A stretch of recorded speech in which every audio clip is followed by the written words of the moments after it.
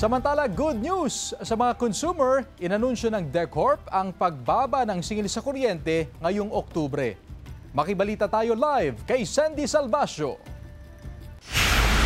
Sandy? Chris, ikinatuwa ng mga consumers ng Dagupan Electric Corporation ang pagbaba sa singil ng kuryente ngayong buwan ng Oktubre. Sabi nila malaking tipid daw ito lalo pat nagsisimahalan na rin yung presyo ng mga bilihin sa mga pamilihan. Kaya naman ang hiling nila, sana ay magpatuloy pa ito sa mga susunod na buwan.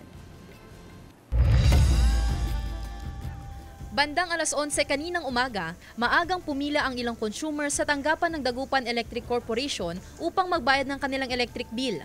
Tulad ng nanay na ito na nagsabing mataas ang binabayaran nilang kuryente kada buwan, kaya nagtitipid sila sa konsumo. Nahihirapan na ho kami. Halos, siyempre kapaka-kapa kami, tuwing nandyan ang bayaran, nasyasyak na lang po kami. Pero good news daw, sabi ng DECORP, dahil may bawas singil sa kuryente ngayong Oktubre. Mula sa dating 9.66 pesos na singil sa per kilowatt hour noong Setyembre, bumaba na ito sa 9.21 pesos per kilowatt hour. Bumaba rin kasi ng 41 centavos per kilowatt hour ang generation rate. Meron kasi yung nire-recover na charge yung NGCP.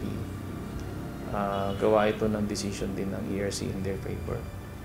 So tapos nagbabayad din kasi tayo ng ancillary services. Meaning ito yung mga reserve na kung sakaling mawalan ng supply, papasok sila. Natuwa si Nanay Adelina nang malamang may pagbaba sa singil sa kuryente. Malaki, salamat God. Bakit po?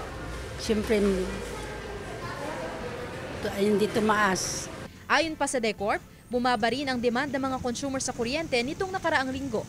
Siguro yung paglamig ng panahon at saka pag-ulan-ulan, hindi ganun kataas yung demand. So yung supply enough.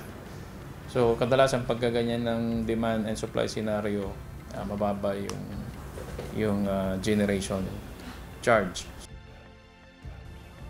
Chris, ayon sa DECORP, kung magpapatuloy na bababa ang demand ng mga service consumers nila sa kuryente sa mga susunod na linggo, ay may posibilidad din na bumaba ang singil sa kuryente sa mga susunod din na buwan. At bagamat may pagbaba nga sa generation charge ngayong buwan ng Oktubre, ay may bahagya namang pagtaas sa transmission charge na tinatawag natin. Kumbaga sa isang household area, dahil nga bumaba ng 40 centavos yung generation charge, kung nakaka-consume sila ng 100 kilowatts per hour ay makakatipid na sila ng 40 pesos. Kaya naman malaking tulong daw ito at malaking katipiran din lalong-lalo na sa mga household na malakas magkonsumo ng kuryente sa kanilang kabahayan. Chris? Maraming salamat, Sandy Salvacio.